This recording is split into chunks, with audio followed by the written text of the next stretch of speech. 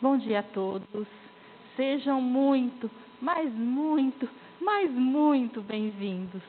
Que alegria, né? Que emoção. Toda vez que eu entro, nós começamos na quarta, sabe quando você vem no caminho, no trajeto, que você vem sentindo aqueles arrepios, aquela coisa de emoção de estarmos aqui, uma emoção misturada com gratidão, né?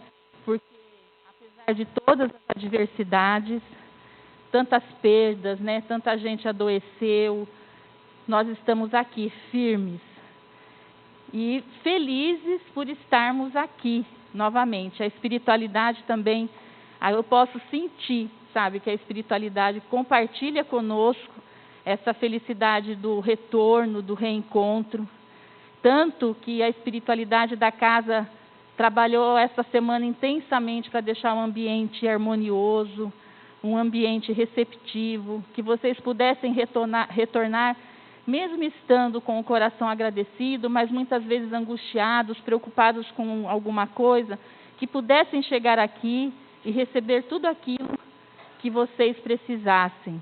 E vamos voltar firmes, fortes, confiantes e sempre muito mesmo agradecidos. E eu fico extremamente feliz por estarem aqui, nos bancos vazios, os desencarnados que também necessitam desse nosso aconchego, do nosso fluido.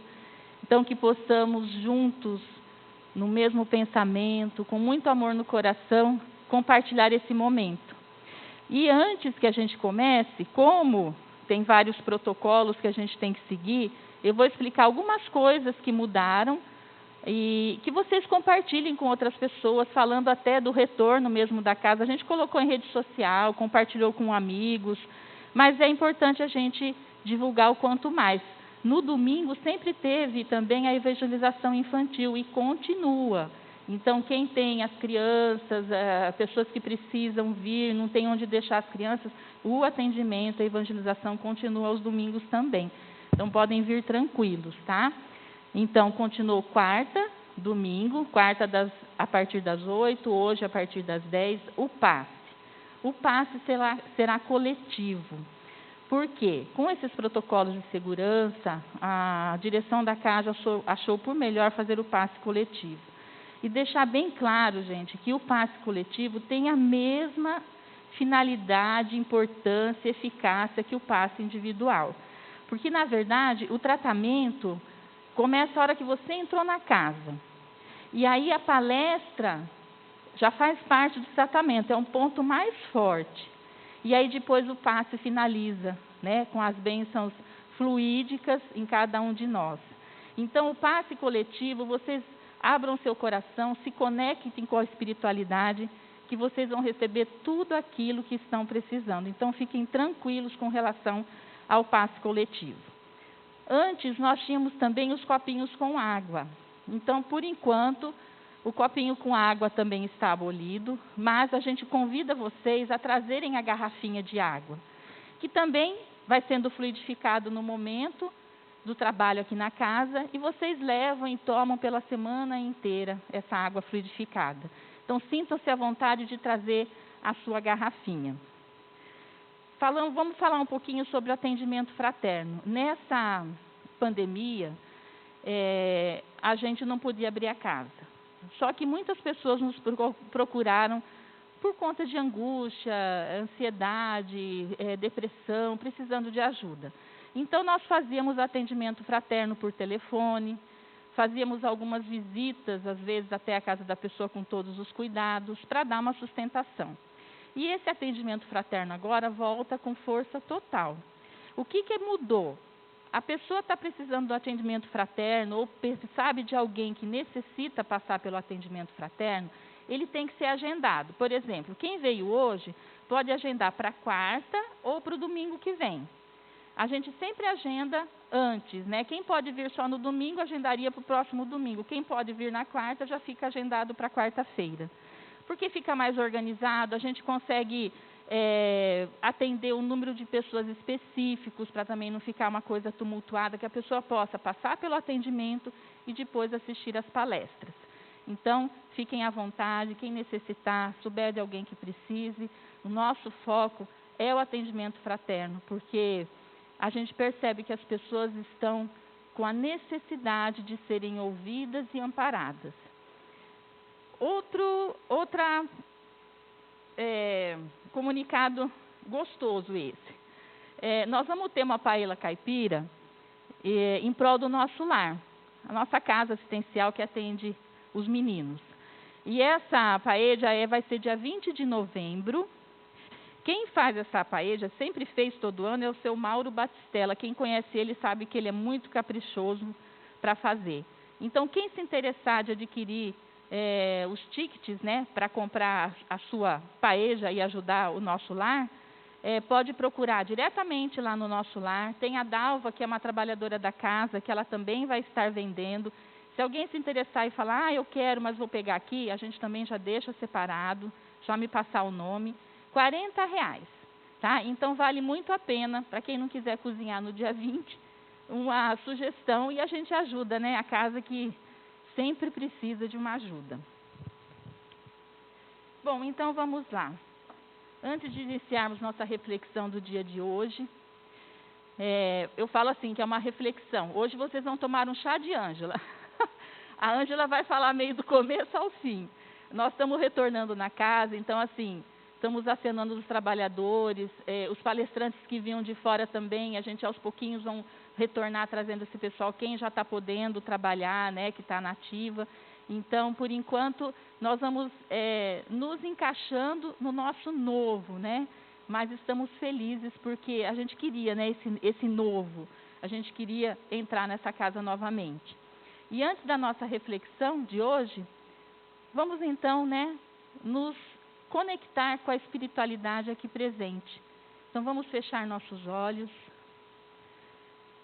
agradecendo profundamente ao plano espiritual pelo esse acolhimento, agradecendo a oportunidade de estarmos aqui reunidos em nome do nosso amado Mestre. Gratidão, Pai amado, pela oportunidade de aprendizado com as dores, mas também pelas bênçãos que recebemos, muitas vezes pequenas, mas que nos traz o bálsamo, a alegria e a esperança de dias melhores. Vamos agradecer ao nosso Pai amado tudo que temos e tudo que somos. E pedir perdão pelas nossas falhas, pelos momentos que muitas vezes queremos desistir e por não entender os seus caminhos muitas vezes. Mas sabemos que somos amparados, acolhidos, sentimos que a espiritualidade está conosco e que nessa manhã possamos receber tudo aquilo que viemos buscar e principalmente tranquilizar o nosso coração, deixando o nosso corpo físico e espiritual em perfeita conexão. Sê conosco, Senhor, agora e sempre. Assim seja. Então vamos lá. Tem uma frase muito conhecida que Jesus falou. Jesus disse: vós sois o sal da terra, vós sois a luz do mundo. O sal não pode ser insípido, ou seja, sem gosto. E a luz não pode ser mortiça, ou seja, fraca, que não ilumine bem. Mas vamos entender essa frase no todo dela. Em Mateus, capítulo 5, Mateus escreveu a seguinte frase falada por Jesus. Eu vou ler para não perder uma só palavra dessa frase em forma de parábola que Jesus nos trouxe. Vós sois o sal da terra. Se o sal se tornar insípido, como se poderá restaurar-lhe o sabor?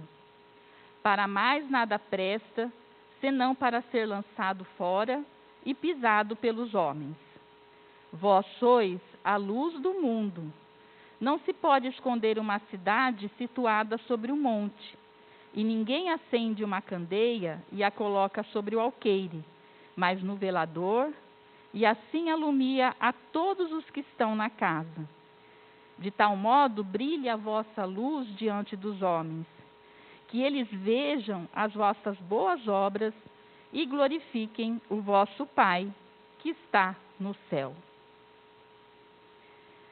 Aí eu pergunto a vocês, que relação é essa que Jesus fazia, comparando os seus discípulos com o sal? Discípulos são todos aqueles que aprendem com o mestre, que aprende com o seu professor e propaga esse conhecimento. Aonde ele for, ele leva o que aprendeu, seguindo os ensinamentos do seu mestre e os exemplos também. Mas qual a relação, do sal e os discípulos de Jesus? O que o mestre queria dizer com isso? Nós sabemos que o sal, ele é um mineral precioso. Tanto que a palavra salário, que vem do latim salarium, essa palavra tem uma conexão direta com o sal. Por quê? No Império Romano, os soldados do Império recebiam seus pagamentos uma porção de sal, de tão precioso que o sal era.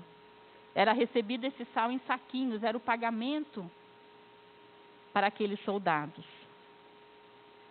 O sal é um mineral precioso e a química nos ensina que o sal é inalterável. Se a gente encontrar ele tanto na terra como no mar, ele é puro, ele não se altera. Ele nunca recebe, ele sempre dá.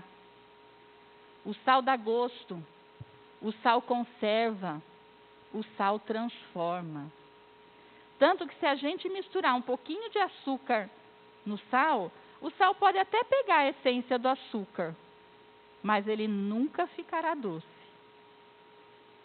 Então, quando Jesus associou os seus discípulos com o sal, ele quis dizer que ele queria que os seus discípulos tivessem um coração puro, que seus discípulos não recebessem más influências, que se preparassem com todo o conhecimento que ele passasse, se preparassem para passar aquele conhecimento na íntegra, com fidelidade, não deixando nada tirar a essência do bom coração dos seus discípulos.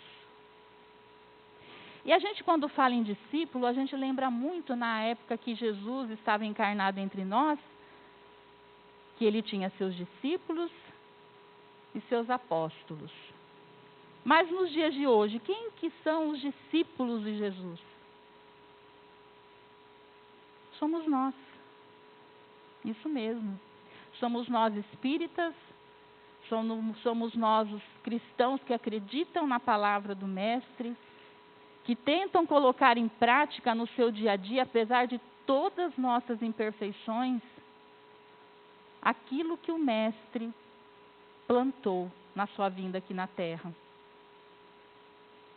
Muitas vezes, no momento de dificuldade, eu respiro assim, puxo o ar e às vezes fecho meus olhos e pergunto: Cristo, o que queres que eu faça? Porque diante das adversidades, nos sentimos perdidos. Nós somos hoje os discípulos do Mestre. Nós que abraçamos essa doutrina, somos mais comprometidos ainda, porque nós temos tantas informações.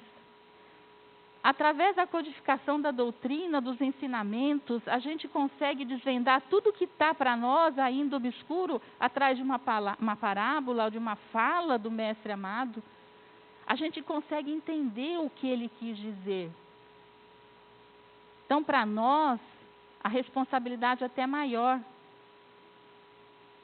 Porque ele conta conosco, e sempre contou, para que a gente pudesse levar o conhecimento à luz do Evangelho, aonde quer que a gente entrasse. E por isso, então, que a gente fala, vós sois a luz do mundo. O que a luz faz? A luz, ela ilumina. A luz, ela guia nossos passos. Não essa luz artificial que vemos assim, mas a luz que Jesus quis dizer é essa luz interna, esse brilho interno que cada um de nós temos. E que às vezes está mortiça, meio apagada, porque não confiamos em nós, achamos que não somos dignos de ser um discípulo de Jesus. Às vezes nos perguntam, mas eu, um discípulo, será? Será que eu sou capaz? Quando Jesus fala, vós sois a luz do mundo, ele sabe que com o conhecimento, com afinco e dedicação aos seus ensinamentos, aonde quer que nós entremos, nós somos luz.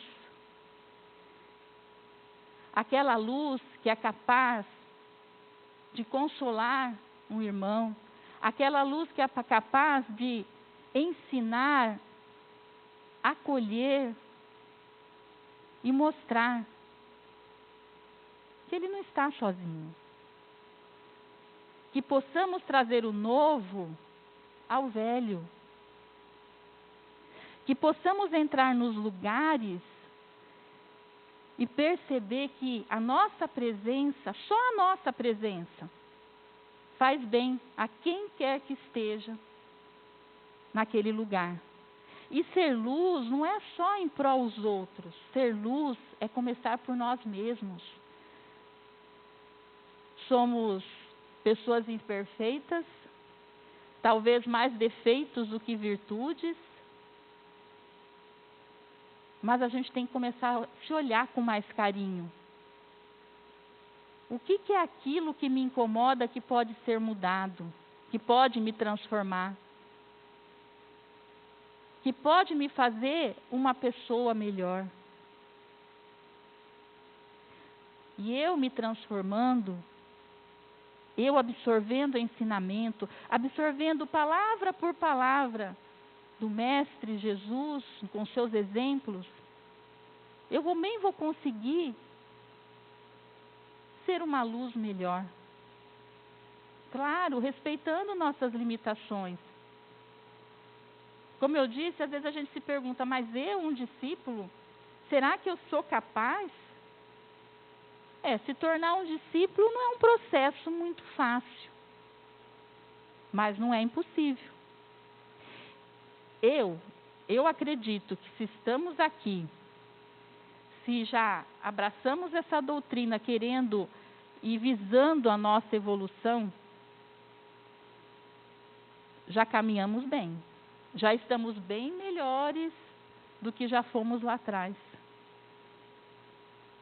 Então a gente tem que olhar por aí. Se eu estou aqui, se eu já estou conseguindo compreender um pouquinho mais, através dessa doutrina abençoada, o que realmente Jesus espera de nós, pode ter certeza que o nosso passo para se tornar um bom discípulo está cada vez mais fácil.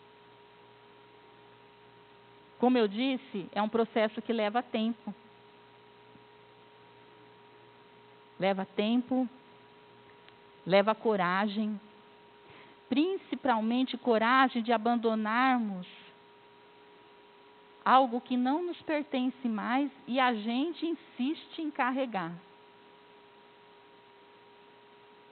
A gente insiste que parece que ficar naquele sofrimento. Exige uma aquisição de novos hábitos, renunciar muitas vezes àquilo que eu digo para vocês, tem coisas que têm que ser renunciadas em nossa vida. Principalmente, saber dizer não a lugares que não nos cabem mais.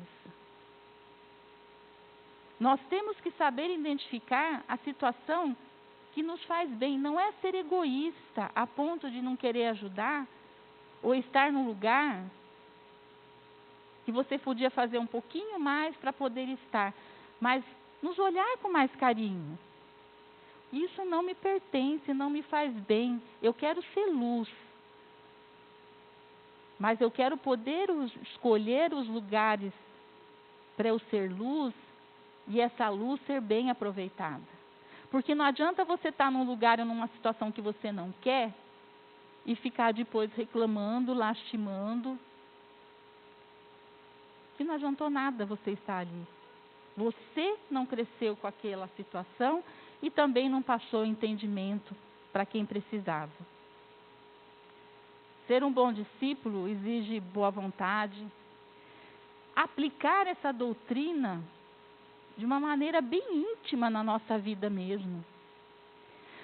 A tal história, a gente fala, faço o que eu falo, mas não faço o que eu faço. Quantas vezes nos colocamos nessa situação? A gente fala para a pessoa o que ela tem que fazer, mas a gente faz completamente diferente no nosso dia a dia, no nosso lar, no nosso trabalho, na nossa convivência social. Então, que apliquemos essa doutrina na sua íntegra. É claro, um passo de cada vez. Ninguém está aqui vai virar santo ou perfeito do dia para a noite. Isso não existe, até porque estamos num mundo de provas e expiações. E temos que passar por ele. Mas a gente tem que sair daqui melhor. E isso depende do nosso esforço, da nossa dedicação. Lembremos sempre dessa frase: vós sois o sal da terra e a luz do mundo. Olha que frase potente. E como que a gente reconhece um bom espírita?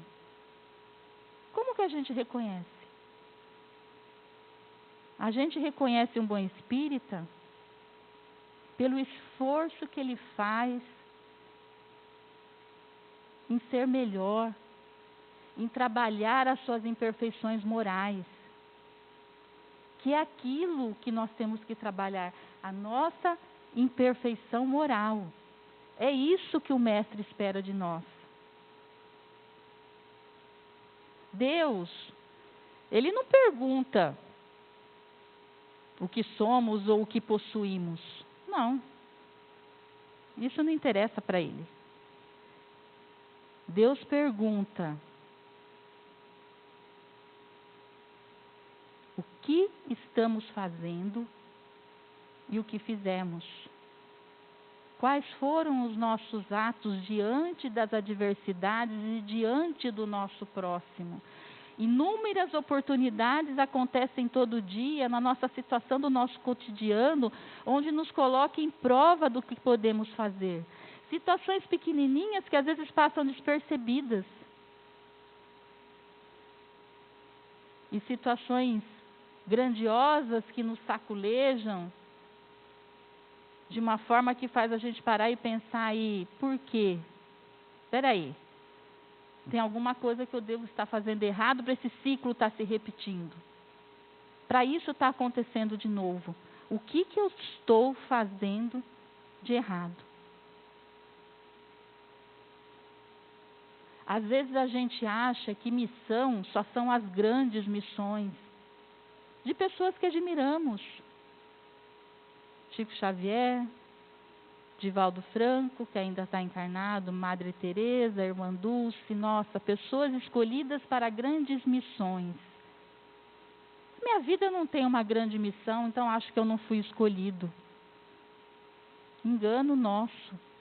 As missões não precisam ser grandiosas para a gente fazer a diferença.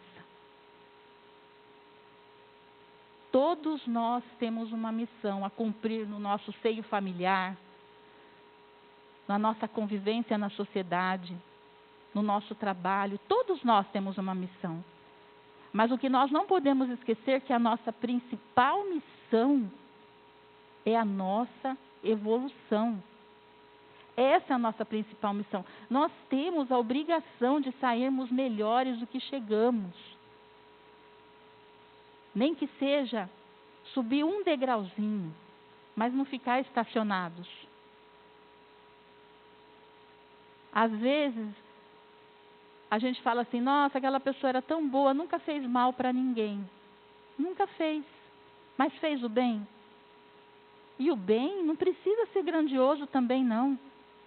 O bem não só vem de fartura material ou de ajuda material. O bem vem de um sorriso, o bem vem de um consolo. O bem vem de um ombro dado na hora certa. Foquemos nisso. A nossa missão principal é a nossa evolução.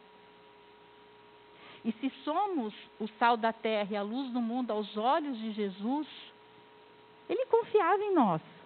Então nós não podemos fazer menos do que Ele confiava em nós. E hoje a gente tem tantas ferramentas, né, para isso. A gente tem tantos recursos que a gente só estaciona se quiser. As ferramentas são as obras codificadas, os ensinamentos que temos através dos espíritos, os estudos que as casas espíritas oferecem, a nossa vivência diária. O bom espírita não é aquele que crê em manifestações. O bom espírita é aquele que aprende com os ensinamentos que os espíritos vieram nos trazer. Não estamos aqui para ser que nem Santo Tomé, para ver para crer. Não. Eu não preciso ver uma manifestação para acreditar. Eu quero colher a essência daquele ensinamento. O que aquilo traz para mim. E essa doutrina abençoada que temos, esclarecedora, ela só é eficaz se colocarmos em prática. Porque não adianta falarmos somos espíritas e ficarmos de braços cruzados. Não adianta falarmos que acreditamos na espiritualidade, que acreditamos em reencarnação, essa oportunidade bendita que temos, se não colocarmos em prática. Os recursos que eu falo, além dos recursos, podemos dizer, físico que temos, não podemos esquecer das orações. O quanto que a oração é poderosa, mas não a oração mecanizada, mas aquela oração que a gente se sente à vontade com o Pai, e a gente consegue ter essa troca, essa conexão, onde a gente consegue falar tudo para Ele. A gente fala porque a gente precisa desabafar, mas Ele escuta sem ouvir. Ele sabe o que se passa no nosso coração. Então, os recursos estão aí. Que possamos colocar em prática com boa vontade, com fé, com esperança, com crença que não estamos aqui à toa. Não estamos passando por tantas provas, por tantas expiações à toa. Se tivermos que estar aqui numa pandemia, coisa que eu nunca pensei que eu ia passar, com tudo que hoje a gente vê, né? A ciência, a evolução, mas estivemos e estamos numa pandemia. Não é por acaso. Jesus sabia. Ele só quer que confiemos.